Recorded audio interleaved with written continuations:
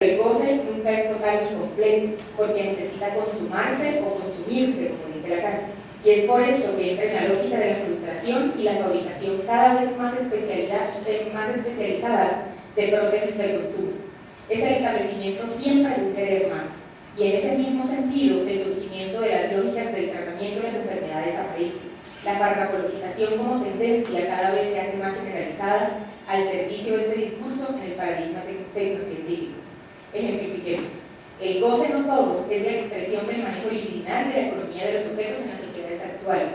El sujeto desea porque constituidos como sujetos barrados siempre llevan estructuralmente una división que los hace emerger, según el psicoanálisis. Pero esa falta estructural, ese deseo constitutivo, es utilizado por el discurso contemporáneo para vender sus productos bajo la forma de llenar esta falta, originando la emergencia de prótesis consumadas. En ese momento ideal de la completud del sujeto aparece, pero temporalmente, porque vuelve nuevamente bajo las nociones de innovación y engrosamiento de la línea. Es así como el sujeto barrado pasó a ser completo y nuevamente barrado, porque dicha falla es constitucional, no temporal. Es por esto que la búsqueda desde la completud o la felicidad, si queremos llamarle de esta manera, aparece y deseamos entonces ser felices y ser llenados con prótesis y mejor, entre más sea la textura y material, etcétera, etcétera, es más fácil que logre consumirse en menos tiempo. Pero bien es cierto que el mayor problema de este discurso radica en que está construido sobre sus mismas negaciones y por eso siempre está destinado a estallar. Lo que estoy diciendo básicamente es que el psicoanálisis plantea la figura de un sujeto barrado, que era lo que les estaba diciendo, un sujeto tachado o dividido, que es el S grande que está allí con una línea. Eso implica que en la reacción del psicoanálisis, como teoría terapéutica, pero también como método investigativo, lo que asume es que existe un sujeto que no es el sujeto de conciencia cartesiano, no es el cogito ergo sum, no es el sujeto que tiene antemano toda la posibilidad de conocer lo que le pasa. El sujeto del psicoanálisis es un sujeto que, independientemente de lo poquito que le pueda llegar a la conciencia, es un sujeto que desconoce de antemano mucho de lo que es, ¿no? Y por eso la idea del inconsciente es que no todas las conductas y las acciones el ser humano puede decir que sabe por qué salen o sabe por qué las hace. Mucho hay detrás también de cosas que son inconscientes y eso hace que el mismo sujeto no tenga la autonomía o la libertad para decir es que yo sé lo que soy. Eso sería imposible. De hecho, la búsqueda y el sentido de la vida en la concepción de sujeto está en que siempre está en constante de saber qué es, ¿no? Porque en la tópica freudiana hay un gran, digamos, el gran baúl, no me gusta llamarlo así, pero el gran baúl del psicoanálisis, que es lo que encierra básicamente todas aquellas vivencias que nosotros olvidamos conscientemente y que además siempre están constantemente haciendo o mostrando su efecto como recuerdos en cada una de nuestras vidas. Entonces, esa es la idea del sujeto tachado, del sujeto dividido, del sujeto que ha perdido, porque la idea de la castración también implica eso, el sujeto que ha perdido mucho de su cosa. Al ser dividido, al ser tachado, el discurso capitalista lo que hace en estos momentos es generarle prótesis para alcanzar una supuesta felicidad. Es decir, lo que el psicoanálisis asume es que el hombre o el ser humano tiene que asumir su falta, tiene que asumir que es un sujeto dividido en la medida en que no siempre tiene las riendas para decir que efectivamente sabe lo que es en sentido pleno, sino que detrás de él siempre va a haber algo que escapa de su conciencia. Y el discurso capitalista entonces asume esa falta que es estructural y que es constitutiva en el sujeto para decirle es que esa falta se puede llenar, es que esa falta yo sé que tengo la solución para que puedas ser feliz en este caso o puedas ser completo. Y lo que yo llamo prótesis es eso, son los productos que el mercado nos proporciona para decir con eso eres feliz. Entonces eres feliz si tienes el carro, la beca, pero no solamente un carro Ford, sino además otro carro que salga, etcétera, etcétera. Entonces cada una de esas digamos, prótesis son las que el discurso capitalista insertado en el discurso pues, de la ciencia en estos momentos, o de la técnica, origina para el discurso, para el sujeto. Entonces es mostrarle en últimas, es que yo sé cómo completarte, qué es lo que le dice el discurso capitalista al sujeto. Pero eso ya de antemano tiene una falla, y es que esa falla no es la que el discurso capitalista asume, porque esa falla es estructural en sujetos y en psicoanálisis. No es una falla que se pueda llenar, pero el capitalismo sabe cómo hacerlo y sabe cómo presentarlo. El tercer punto tiene que ver con la negación actual en el discurso de la aparición del sujeto, que conlleva innecesariamente a la tendencia enunciada anteriormente. En palabras de Elizabeth Roudinesco, dice: en el discurso contemporáneo es la inexistencia del sujeto la que determina no solo las prescripciones psicofarmacológicas actuales, sino también las conductas ligadas al sufrimiento psíquico. Cada paciente es tratado como un ser anónimo que pertenece a una totalidad orgánica, inmerso en una masa donde cada uno es la imagen de un clon.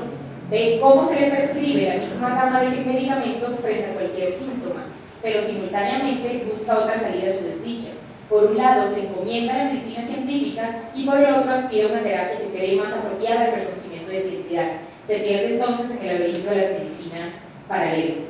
En ese sentido, hablamos de que estamos en una sociedad que cada día le apuesta a la farmacología, una sociedad que podríamos en varios sentidos llamar farmacológica, entendiendo a ella a la sociedad que, fundamentando sus bases en la producción y utilización de fármacos como medios de prevenir y curar las enfermedades de las mismas, encierra un uso exagerado no solo en la cura o en el tratamiento, sino en la prevención de los mismos. El problema no es la utilización de los fármacos en últimas, sino su abuso para el tratamiento de las enfermedades sin darle la posibilidad al sujeto de confrontarse consigo mismo. Cuando Eric Fromm dice: la vida adquiere conciencia de sí misma, hacerse dueño de sí mismo, es lo que planteamos. Actualmente se vuelve cada día más notoria la tendencia que mencionamos, ya que el discurso versa sobre el tratamiento de la enfermedad desde la utilización de los fármacos.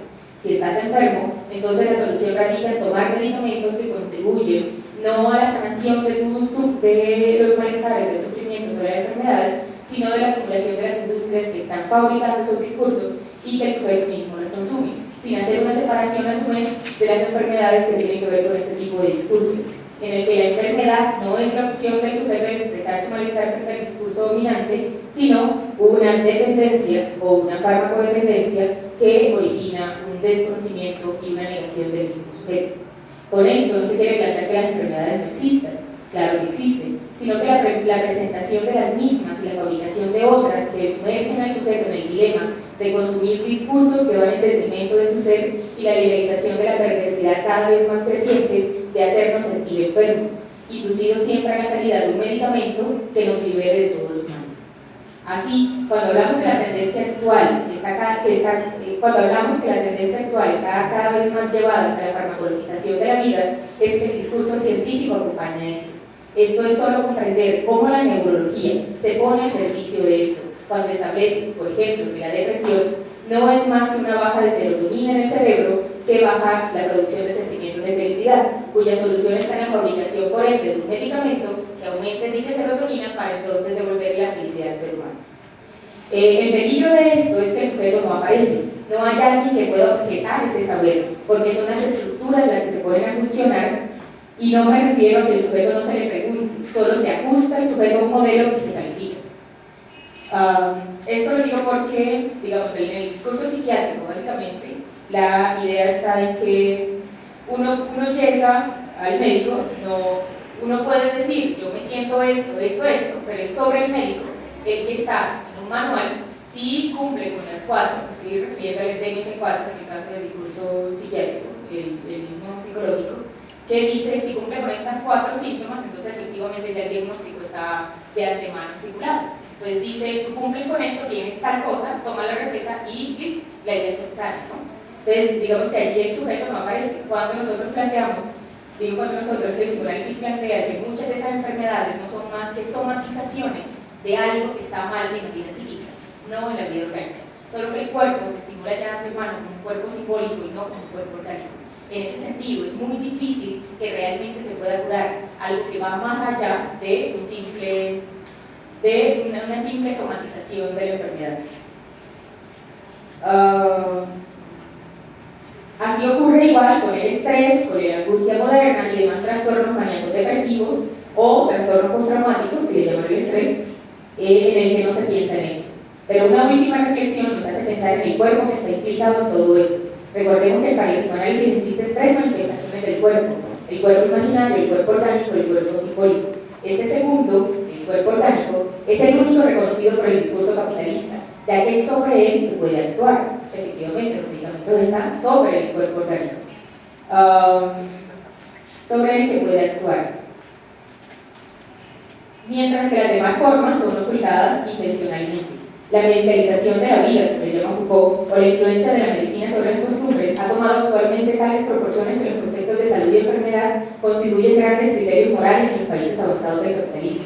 El Estado y su burocracia sanitaria, en una interesada interpretación de la sanidad pública, se han eliminado del control de la salud de sus súbditos, convirtiéndose en los mediadores que deciden sobre el estado de la salud o la enfermedad de nuestros cuerpos.